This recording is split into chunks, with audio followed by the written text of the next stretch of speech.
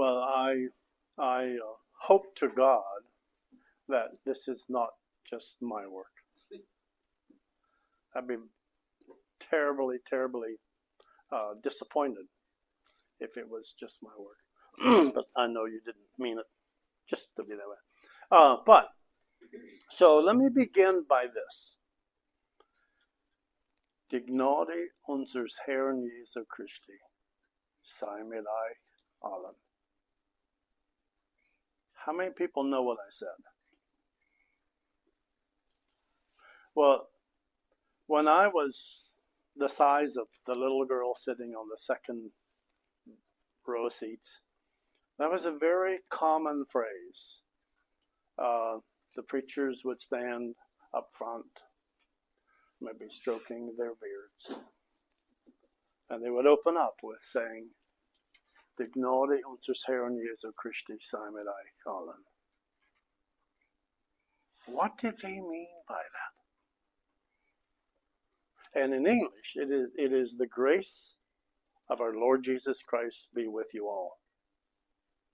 What did they mean when they said, the grace of our Lord Jesus Christ be with you? And that's today, that's a really common phrase. Really common phrase. A lot of preachers use that. I suspect far too many times there's not a lot of thought put in that greeting. So whatever I have to say, whatever I have to share, whatever is shared, I desperately want it to be through the grace of God. Now, I was born in Belleville, PA. We were from the Black Buggy Church in Belleville. My grandfather was a bishop there. And in Belleville, you have the black buggies, you have the yellow buggies, and you have the white buggies, all in the same community. But I don't want to spend too much time in that. My wife says I have a real gift of making a short story long, so I want to be careful not to do too much of that. So let me fast forward. My parents moved to Maryland, New Order Church, and we were married, had several children. We started attending Mountain View Church. Some people would probably know Mountain View Church better by the Mountain Anthems. 5 of our 6 children sang with the Mountain Anthems at one time back then. So we've gone since '86. We've gone to across the state line, gone Somerset County to church. But we were married in the Amish church. Had a really good childhood experiences. I thank my God for my upbringing. And I know there are some people who kind of think they could have had a better upbringing, but let's not go there either. So in '86 we joined Mountain View, and we've been there ever since. When we were young married, we both liked, actually before we were young married, we both liked horses, and really would have liked to have done something with horses, but figured we couldn't afford it, so we became dairymen. But in our goal was that one day when the children would leave the nest and we wouldn't have to try to pay for the farm or whatever, we would do some kind of voluntary service. Well, the children have left the nest. We sold the farm, so we don't have to pay for it. So we've been going the last 4 years going to Wills Point, Texas, working with Gospel for Asia. So yesterday I had 2 guys say, "Hey, would you talk about?" One guy said, "Would you talk about Gospel for Asia?" Another guy said, "Would you talk about the Copper Canyon?" So I said, "I'll try to do both. I know I can't do either one justice." So I struggle with, how do I want to get into this? How much do I want to say? How much do I want to leave out? So I'll try to sort of hit the high spots. And we'll start with where I was first, which is Mexico Native Missions, the Copper Canyon. And I cannot get into that without first telling you about the Pinkham family. George and Janie Pinkham came to Mountain View just about the time we did. George and Janie were the iconic American family. They had 2 kids. They had a boy and a girl. They had good jobs. He was a college professor. She was head nurse in the VA hospital. She made more money than he did, which might not have been so well, but they were well-to-do. They were kind of the crunchy type people back then. Janie was very much into women's lib. George was he was a pot-smoking, long-haired West Virginia redneck, but he had a good education. They both went to church.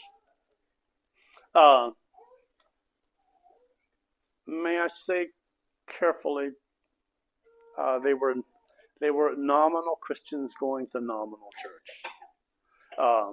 Within the church was homosexuality back then, and I'm not sure how their journey started, but along this line. But they began, I guess it began by seeking the scriptures because they were not satisfied with their dream life. So they began to study the scriptures seriously on their own, and they tried to literally apply what they read. And that put them at odds with a lot of things that they had been brought up with. I'm not sure how they learned about the Anabaptists, but when they learned about the Anabaptists, they said, it seems like maybe they apply literally the scripture more than anyone we know. And so they started seeking that out, and through that they came to Mountain View. I'll never forget the first Sunday they were at church. They sat right in front of us, and they wanted to be Mennonites. And George, he wore wide suspenders, had a big beard, and he had barn door pants. You know what I mean by barn door pants. He had barn door pants, but he had hip pockets. I said, that guy's not an Amish guy. He would not have hip pockets. Janie had a big covering, not a regular cop, but a big covering. But Amy Jo, she had like a pilgrim style covering. I was trying to figure them out. But anyhow, we became really good friends, and are still really good friends today. And of course, they joined the Mennonite church. They joined our church. But they wanted to be more conservative. They said, you guys are going one direction, we're going the other direction. You guys want to be more liberal, we want to be more conservative. So they went to a more conservative church. Made several changes. But when their children were growing up, they had 2 children, Amy Jo and Jonathan. Jonathan got a hold of a National Geographic. And in the National Geographic was an article about the native people of Mexico, looks like Tarahumara, but it's the Tarahumara Indians. They are the true native people of Mexico. They are Indians that look just like the North American Indians, probably the same people. But when Spain owned Mexico, the conquistadors came in and slaughtered all of the inhabitants they could possibly kill. The only ones that were left were those Indians who escaped into the deep canyons, the rough, rugged canyons, and they couldn't kill them all. They couldn't find them all. Today, there are 10,000 Tarahumara Indians who still live in those canyons. It's like the Copper Canyon, the Batopilas Canyon. Those canyons are bigger than the Grand Canyon. They're 6,000 feet deep. The Tarahumara, they generally migrate. They go up on the mountain in the summertime, plant their crops, and then migrate down into the bottom of the canyon, which is tropical, which is 6,000 feet difference. So Johnny read about these Tarahumara Indians who are basically untouched people, unreached people, and there's something stirred within him. And he said, he began to sense God's calling on them, but he knew no one who knew anything about the Tarahumara. So he got in contact with German-speaking Mennonites. I'm not sure where they came from, but they were in Mexico, Catemac, Mexico, and they are very wealthy people. They own the banks. They are the economy. They own the banks. They own the farms. They own restaurants. They own pretty much everything. So most of the people from Mexico work for them. But so through them, Johnny figured out he could find a way.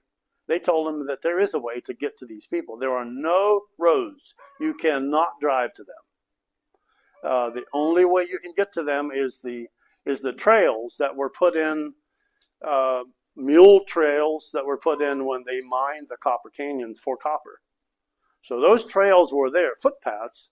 The Badapilas was 29 miles from the closest road at that time.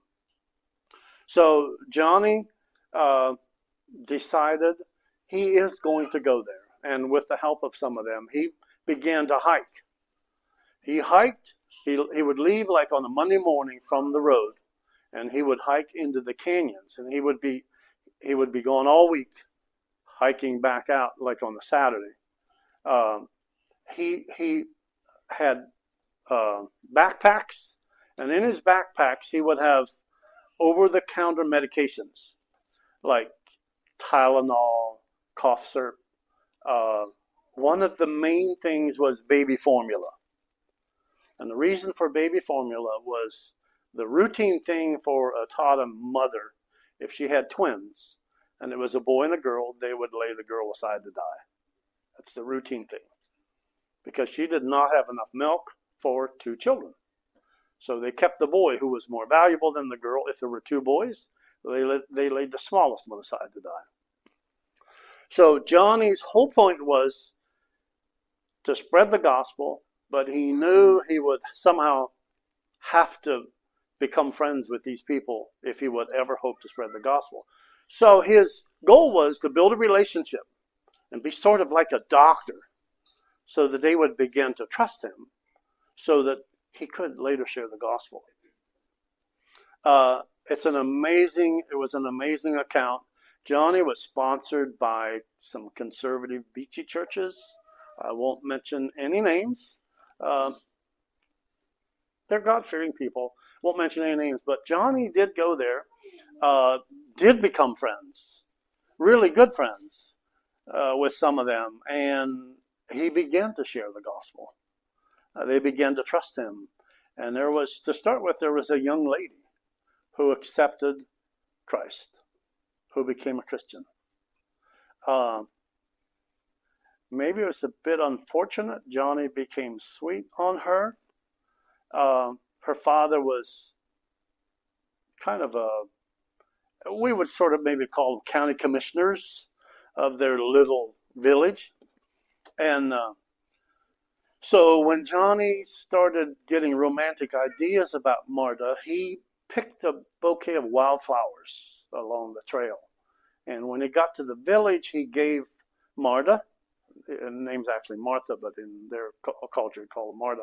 So he gave Marta a bouquet of these wildflowers. And when he gave her the bouquet of wildflowers, she looked at him. What shall I do with the goat food? She had absolutely no concept whatsoever of romance and flowers. To her, flowers were goat food. And that was part of their culture. She did become a Christian. She was baptized. She started wearing Mennonite garb. And so Johnny, in working with the churches he was working with, talked about what does the future hold for this? If there would be a Mennonite church or a beachy church in the canyon, what would it look like? And they said, well, if they want to be if they want to become Christians and be baptized, they need to be part of the beachy culture. They need to the men should wear suspenders like all good Mennonites do, And the girls should probably, they really should wear cape dresses. They should wear white coverings. And Johnny said, that's ridiculous. He said, that's ridiculous.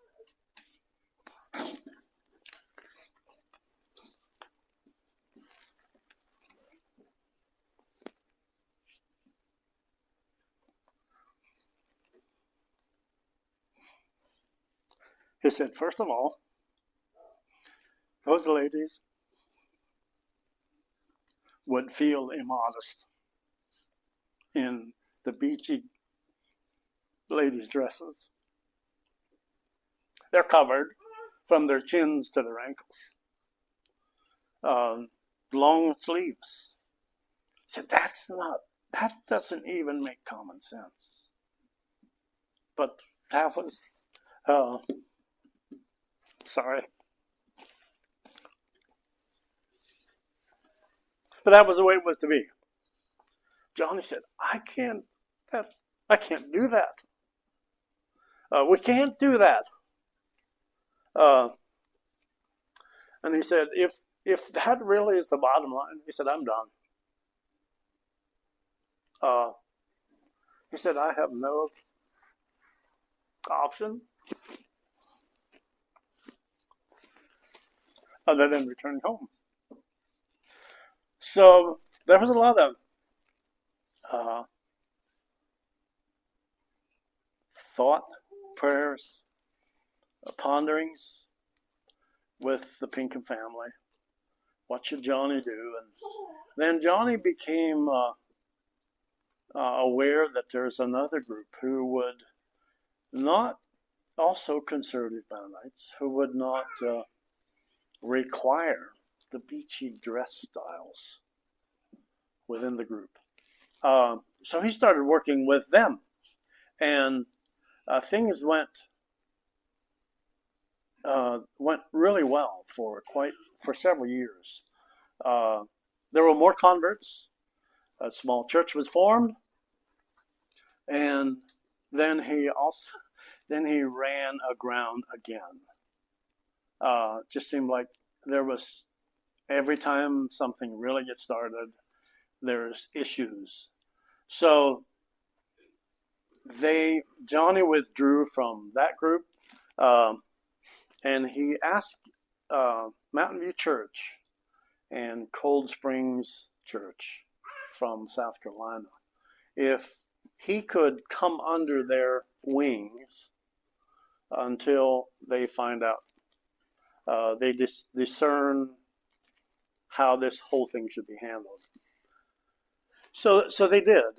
And then also he said he would like to have a board to work under. And he would like to have a board. He said, I've been burned.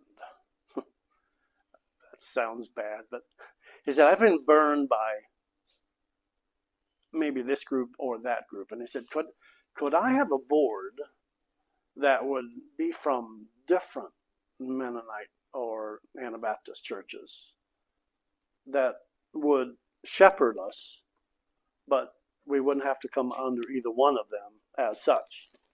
And so he chose 5 men, or asked them if they would consider being a board for him to work with. And I guess he chose me, I guess sort of because we were good friends with his father. George, by the way, he worked a lot with MZL, Mount Zion Christian Literature. And so I said, well, I would. And then our son Jonathan, who had gone down for probably 10 years in the wintertime hiking with Johnny Pinkham. Our son had a construction business, but he was not busy in the wintertime. So he would go down and hike with him in the wintertime to share the gospel, medications, and so on. So he chose myself, our oldest son John, Stahl from South Carolina, a guy from Arkansas here, Jason Bowser. They are River Brethren German Baptist. Not sure which it is. So us 5 men formed a board for him. But one of the things we said right from the get-go, we will not be your authority. You will not answer to us. We will give you advice. We will help you financially. But we will not be authority. Which he liked sometimes, but then other times he wasn't sure if he liked that. Kind of felt like he was by himself in some of those situations. But anyhow, I gotta move. So today there are somewhere around 25 people that routinely gather for church there. I will say I'll throw one little thing out in there. One of the times Naomi and I were down, there was going to be a baptism for 2 young men. And Johnny asked me if I would help him baptize the boys. And I said, well, I don't know why I couldn't. And anyhow, these boys were immersed to baptize. And so we went. It was on a Saturday afternoon, and we left the mountainside, kind of sliding down over the rocks and grabbing hold of the trees here to get down to the river to baptize. So those boys were baptized, and it was pretty amazing. Johnny had like a program course or whatever that all the boys went through to make sure they understand the scriptures and baptism is all about and so on. And so I did the dunking.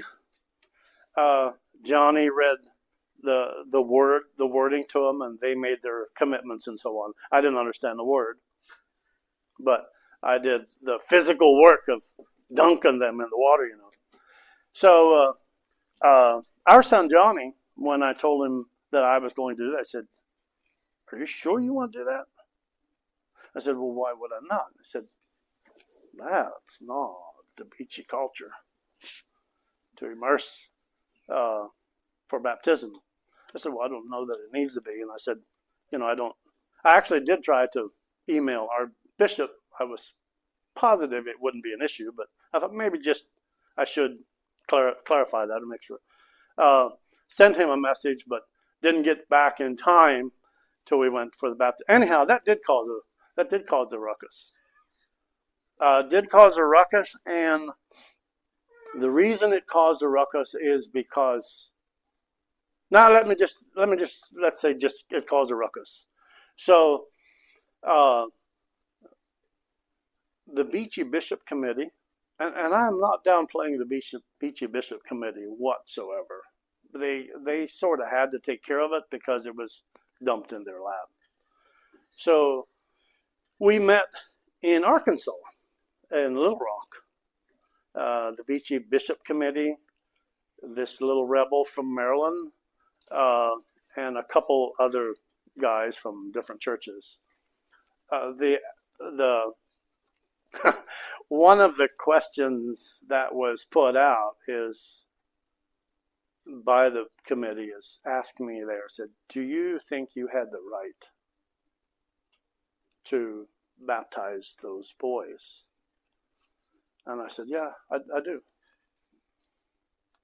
I said, "I do think. It wasn't I didn't decide to baptize him. I helped someone do the baptizing who had been put in charge of that group." And then one of them made the comment, "Well, we're not saying that it's wrong, but it's not according to our protocol."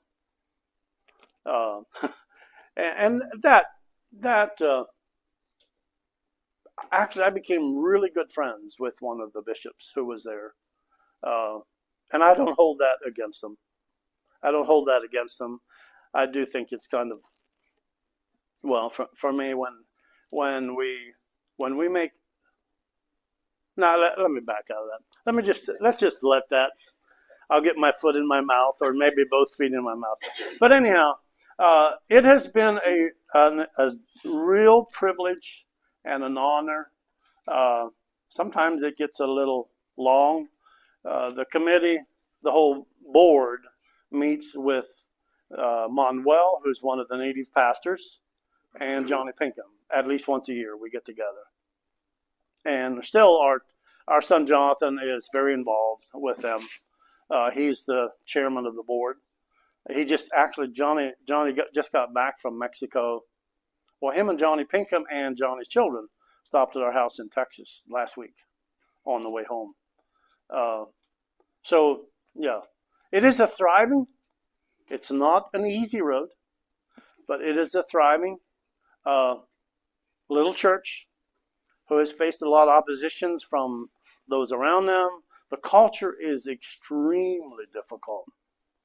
Uh, they have the New Testament. The entire Bible is not yet in their language, but Wycliffe is working on that. So there's a lot of difficulties working with the whole thing. But I'll let that now as the Copper Canyon Native Mexico missions thing, and move to Gospel for Asia. We've known about Gospel for Asia for 20 some years, I guess.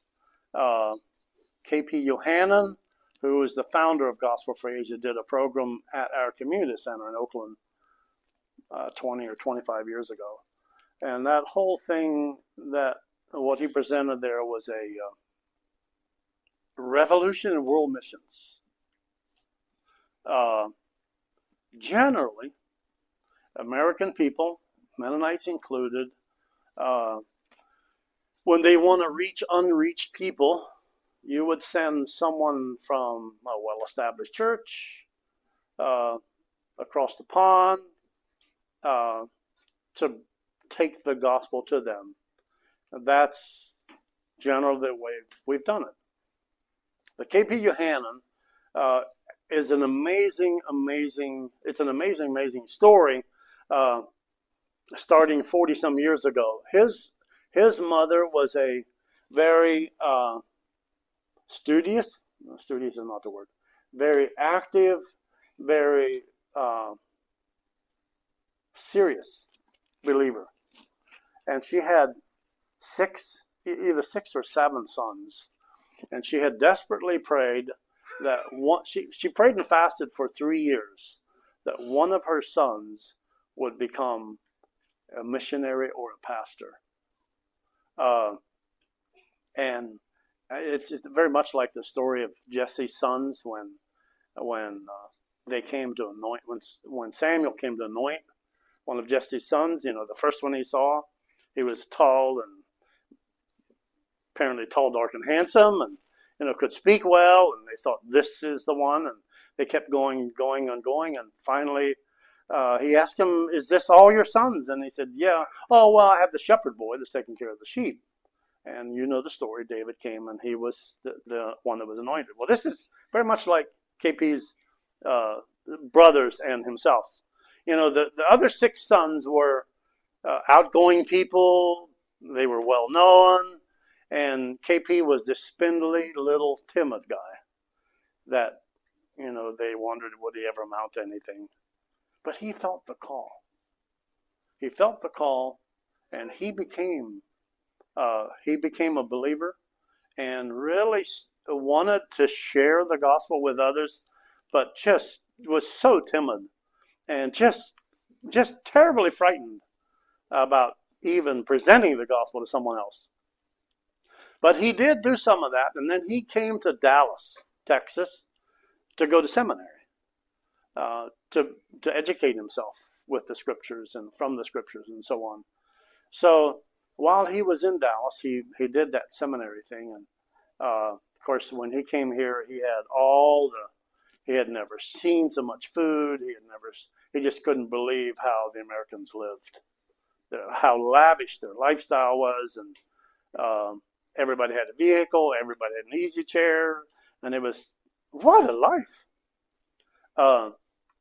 So So he took it, completed his studies, and became a pastor for a little while in the Dallas area. But he wasn't there very long till he said, "Hey, this is not where God has called me. God has called me to my own people, and that's what I want to focus on." He married a German girl, uh, uh, really, really sweet lady, and they began to seriously fast and pray about how they could present the gospel to their own people, to those who had never heard. And by the way, the those who have never heard has shocked me to the bottom of my feet. Uh, until recently, I had absolutely no comprehension how many unreached people are out there. And there's some studies have been done, and they say there are 7 times the population of the United States. That's a lot of people. 7 times the population of the United States who have never heard the gospel, who have never had a Bible, who've never heard about Jesus. And of course, the dark place, the North Africa has a huge amount of people. And there's what they call the 1040 window. Some of you may have heard that. The 1040 window, whereby the vast amount of unreached people groups are.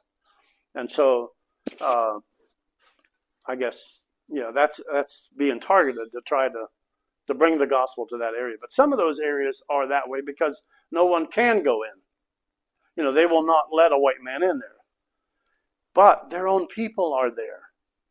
So Gospel for Asia in India has a pretty, actually it's a big complex. They have an 800-bed hospital, and they have a college to teach Native people. And thousands of young men have gone through these schools to become missionaries to their own people. And so they don't have to buy a car or have a car. They don't have to learn the language. They are familiar with the foods, and it's a little bit.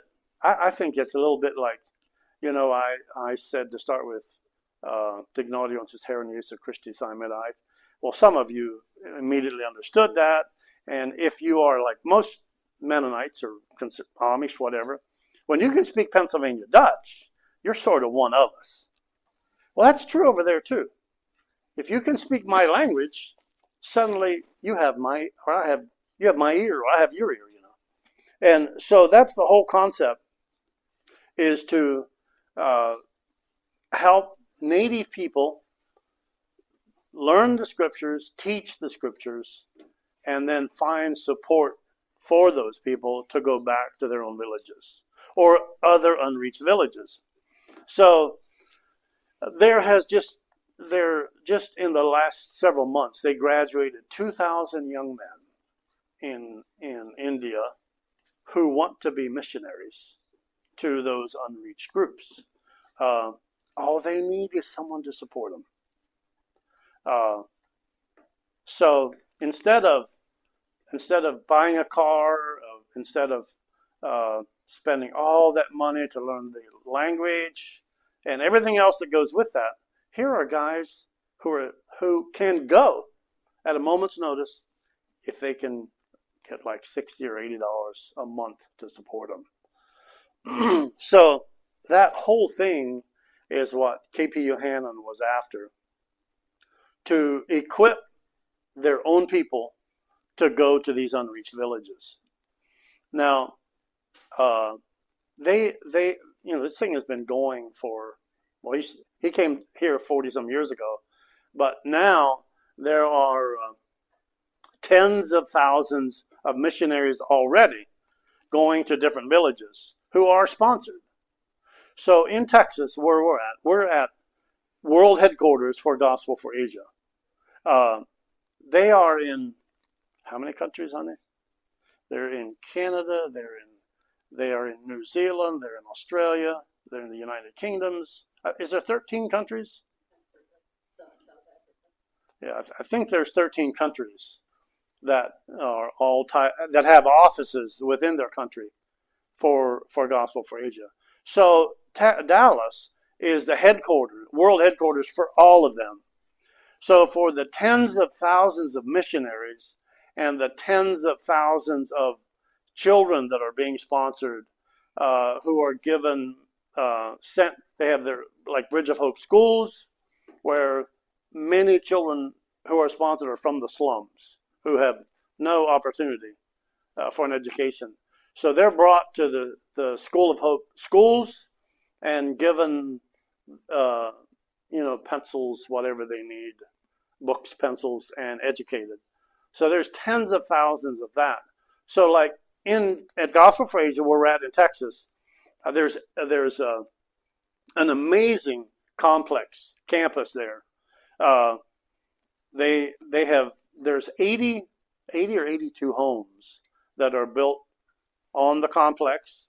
There's a huge, really big administration building. It's probably 200 feet long, 100 feet wide, and several stories high. And all of this is to coordinate sponsors from here to sponsor those children and those missionaries from over there. Now, George Pinkham is a really good friend of mine, and he came to visit us when we were down there. And I told you, he said the Mennonites and him are going in opposite directions. They want to be more like the world, and he wants to be less like the world. So he's conservative, and not only is he conservative along that line, his house is conservative. He doesn't have $1 million house or $1 million. The only thing that might be a little bit liberal, he has a horse that he doesn't need. But George came to visit us there on the campus, and when he walked in, he said, "Paul, this is crazy. Why would you have this kind of facilities?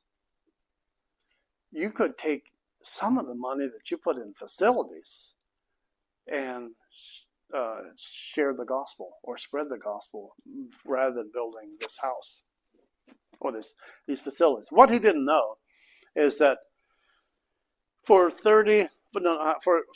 years and years, Gospel for Asia rented facilities to do the businesses. I mean, to take care of the finances and everything, secretaries and so on. They rented facilities for that. Plus, the volunteers who worked there commuted from wherever to get there. So they had been praying and fasting for several years about building a facility for themselves so they wouldn't have to rent and pay the rent, and maybe they could even incorporate housing for volunteers. Now let me tell you just a little bit about the volunteers who are there, who are neighbors to Naomi and I. Right beside us is a young couple who came from California. Everybody that works, no, that's not quite true. I think there's a couple, what do they call them? Tech people that they hire. But everybody else, probably 95% of the people that are there are volunteers. They live in the houses that are there. They pay rent for the houses. Now, like us, we rent one of the houses, and they pay us a monthly fee, which is about what our costs are. And the reason for that, well, there's multiple reasons. One of the reasons for that is it keeps them above board with the IRS taxes, and it makes a paper trail for them. And they've had trouble with that. You can't do this, you can't do that. But anyhow, so they built these houses. Naomi and I rent a house, but we get paid just about what it costs to be there. And our daughter Paula, our youngest daughter Paula, she's been there for 9 years. And she has a support group who supports her. Our church puts money into that, and then she has individuals who support her on a monthly, which then she pays her rent. Her groceries and all her expenses are being paid for by people like you and I who would support them. But right beside us is this couple who they have 3 children, I think, came from California. And he was he was one of the employees, pretty high up in Yahoo News. So he made a huge salary. Another couple that's there, just several houses from us, is a family by the name of Jonathan and Erica Logry and their 4 daughters. They're a Baptist couple. Jonathan and Erica were also kind of in that American dream. He had a really good job. They had their house paid for. They were putting money back and, trying to build all this money up, send the girls to school and retire and have a grand life. They laid that all aside. And are there as volunteers. They also have found sponsors to sponsor them. The list goes on and on. One other one that's there is Paula's boss. His name is Javier. I'm not sure what his first name is. You remember what his first name is? Doesn't matter. His name is Father. They call him Father Javier. But he was a military man. He had a military career. And he never told me this, but others have told me about that. He was 3 years away from a full military retirement. Can you imagine what a full military retirement amounts to? It's got to be big. But he felt the call to this place. So he laid that aside and is there as a volunteer. The list goes on and on. One of the things that I don't like, and yet that I really like, I'll give you a scenario sort of like this that you can maybe identify with just a little better. 3 years ago, we lost our barn. We had a 70-foot harvester silo just filled with silage. It was too wet, and we put too much in all at one time. Filled it in like 7.5 hours on a Saturday afternoon. Sunday at noon, that thing split. It split up and down like a hot dog, like this, and collapsed, fell over on the dairy barn, and totally destroyed a beautiful 103-year-old timber frame dairy barn. We were at Mountain View at church, and on the way home, and our son was at home. His wife was 10 days away from having a little one, and we had just left church, and Emma got a text, and she looked at the text. She said, "There's a silo fell." And I said, "Yeah, it's probably the one that fell in Somerset County last weekend." She said, "No, it's ours." No, I said, "It can't be." I said, "It's the one in Somerset." She said, "It's not. It's our barn and our silo." And I looked, and sure enough, it was. So we went on home. By the time we got home, there were probably 25 or 30 people there with tractors, loaders, wagons, and what a horrendous mess. We had the tractor and the blower attached to the harvester on the opposite side from the barn. We could just see part of the cab of the tractor. Couldn't see the blower at all. But when it fell, when that 500 ton came sideways on the barn, it knocked that whole barn sideways. And there was 3 rows of cows. We have 3 rows of tie stalls, 2 rows of cows in it. Well, when the silo came out, it went through the roof, crashed through the floor, and crushed everything to the concrete below. The harvester roof was about 3 feet away from the head of the first row of cows. But attached on the lower side of that barn, was a freestall barn, and below that was a chicken house. Well, it pushed all 3 buildings sideways. Christoph heard it go. They'd just gone in the house. I come home from church, just going in the house, and they heard this yidamba outside, and he ran out, and there were 2 rows of cows in the barn, and he was afraid to go in because everything was still cracking and creaking and stuff. Cows were terrified, but he did go in, and there was 26 cows tied in 2 rows, and snapped them, I think he said, in a minute and a half, and ran them out. No, I don't know how much he had to run them, but they were just terrified. So the barn was totally destroyed. Of course, we'd been milking in there 3 times, every day. The barn cleaners were in there, the pipeline milkers were in there, and I sell seed. There was a bunch of seed upstairs, and it just one awful mess. But uh, community people rounded the cows up, took them out to the next farm, which we also owned and used to milk in there. So the cows were milked on time Sunday evening and the next morning out. And by dark Sunday evening, that harvest store and all the feed was cleaned up. And I'm saying this to make a point. There were probably 130 people, and a bunch of them were Amish who don't work on Sunday.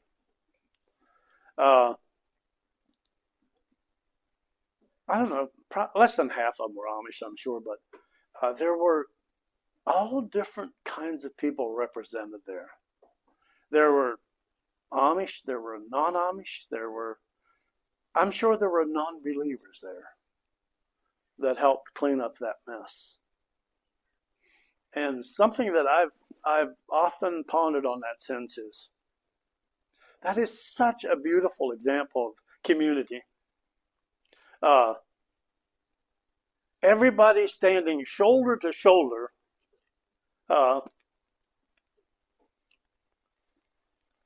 for the benefit of someone who had a need. That's physical. Why can't we do that spiritually? Really? Can I not go to the church across the street because they don't have the same pet doctrines that I do? Come on! Is this what a Christian life is all about? I'll help you and you can come worship with me if you understand the scriptures exactly like I do. So I've just thought, wow, if there would just be a church like that. And I know you start thinking, this guy's going off on the deep end. He came from one end and now he's fallen over on the other side. But at Gospel for Asia on campus, there are Mennonites. I have a niece from Tennessee that's there. There's another beachy girl from another part of Tennessee. There are Messianic Jews. They are Methodists. They're Baptists.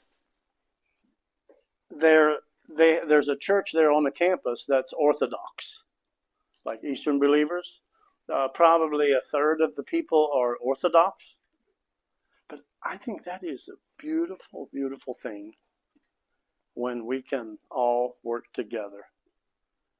If it would be an Anabaptist thing, I wouldn't have to worry about this guy who had a military career that is now my boss. But you know what? I don't like to be stretched. I like to sit on a rocking chair. But I believe we should all be stretched. If you believe something, you need to know why you believe it. And if someone asks you, why don't you go to war? God forbid that you would say, well, that's what our church does. What a slap in the face of God. Now, I'm not saying you have to agree with everything the church does, but I believe there's a lot of power in saying, well, our church, I maybe don't see quite eye to eye with everything the church does, but I am part of the brotherhood and I will support my brotherhood, whether I agree with them or not. We work together. So it has some really sweet spots and it has some not so sweet spots. And believe me, that everybody that's there is human. And so you always have to work through that human part. But let me give you another scenario. And when Neil and I got to know KP and his wife. By the way, KP just died within the last year. He was hit on the road in front of the campus. Had just got back from India and was on jet lag, was on his phone, and the county road right in front of the campus is a straight road, a Texas flat straight road, well, sort of flat, 65-mile-an-hour speed limit. And at the north, there's 3 entrances onto the campus. On the north entrance, which he generally walked on the campus, I don't know why he walked out on the county road, but he walked out on the county road, and there's just a little bit of a knoll. You know, I said it was flat. It's flat compared to home. Just a little bit of a knoll, and he headed south to walk towards the main entrance in the center. Well, there was a car coming from behind, a father taking his child to school. And he was just below the brow, and the car came from the other side. He was on the road. It was his fault. He was on the road talking on his phone, and the guy come flying over the little bit of a knoll. He didn't hear him till it was too late, and so he jumped to the side of the road. Well, the guy careened to the side to try to get away from him and hit him head on. But he died the next day from a heart attack in the hospital. So the accident itself didn't kill him, but the heart attack did. So we got to know KP and Gisela. I asked Gisela one day, I said, why does the Catholic Church have, well, no, Mother Teresa? I think she's Catholic, is she not? I've heard a lot of people talking about the qualities of Mother Teresa. And I told Gisela, does the Orthodox Church have a mother? And she said, no. I said, well, I think they should. And I said, I think you should be Mother Gisela. Yeah, Mother Gisela. Don't you dare say anything like that. She's a really sweet girl. But anyhow, we became friends with them. We're at their house, ate dinner with them. And when we left their house and walked back to our house, I told them, I am almost embarrassed. This is a couple whose everyday focus, literally everyday focus, is reaching the unreached. They have 2 children, and their everyday focus is reaching the unreached. No one questions that. Nobody. So, now KP has written 200 and some books. I think the first one that he wrote is this Revolution in World Missions. By the way, if I forget to tell you this at the end, I thought we had a bunch in the car and we only have a couple. We would love to give you, anyone who would like to have the book Revolution in World Mission, tells the story about Gospel for Asia. We'd love to give that. So you let Jonathan know. If you'd like to have one, you let Jonathan know. We'll send you however many you want. KP has written several hundred books. Revolution World Mission, I think, has 6 million copies, 3 million, millions of copies. So he's had a lot of money come in from different things. He could have his own private jet. He could be riding around in a limousine. But he has chosen to live very simply. He has made I've heard him make the comment that it is very freeing to have few possessions. But I have never seen anyone being so passionate on and on and on about the unreached. So as we left their house, I told them, I'm most embarrassed. Did you notice their furniture? That's not ragtag, but it surely isn't top line brand new. The furniture that we have in our house in Texas is as good or better. And we left their house 2 years ago going home. Left their house and went home, drove home. And on the way home, I wanted to stop at a place that I had some interest in on buying something. When we got there, pulled into this guy's driveway. Man, big, brand new house. Just really, really nice. A brand new barn. And so we met him, and for 2 hours we rode around with him on a gator, and he showed us his possessions, worth millions of dollars, and that's not stretched. But I won't go into detail, but they were worth millions of dollars. They were in the process, him and the boys were in the process of buying another $3.5 million farm. They run 6 combines. At the end of 2 hours, we were just ready to leave. And then he said, I'm a bishop. He was a conservative Mennonite bishop. He said, I'm a bishop, and we have 48 families in our church. I got a sick feeling in my stomach. The reason I did is, for 2 hours, he talked about nothing but his possessions and how he made money here and how he made money there. Not one time did he mention the Bible. Not one time did he mention the scriptures or anything to do with the scriptures. The only indication that he gave to us that he was even a believer is that he's a Mennonite bishop. Now, don't get me wrong. Maybe he gives $1 million a year to charity. I don't know.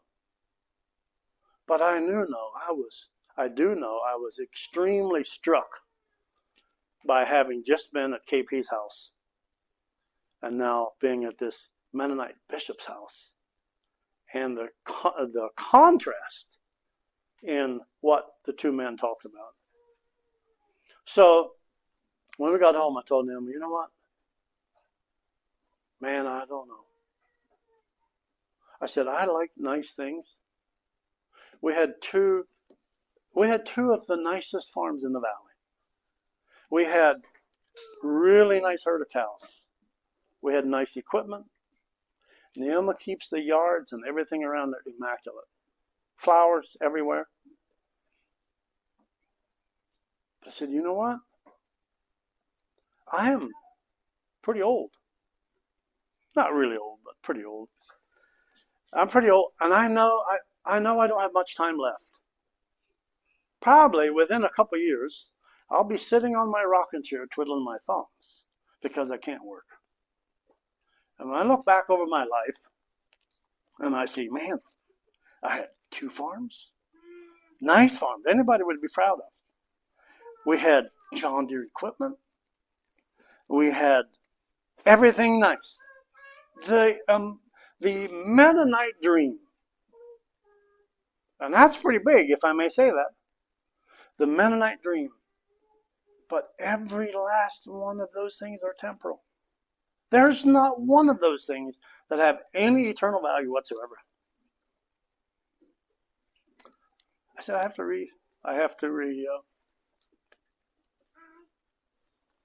refigure my life. What really is life about? So I ask you, what really is your life about? What really is your life about? That's all. I could go on and on, but that's all.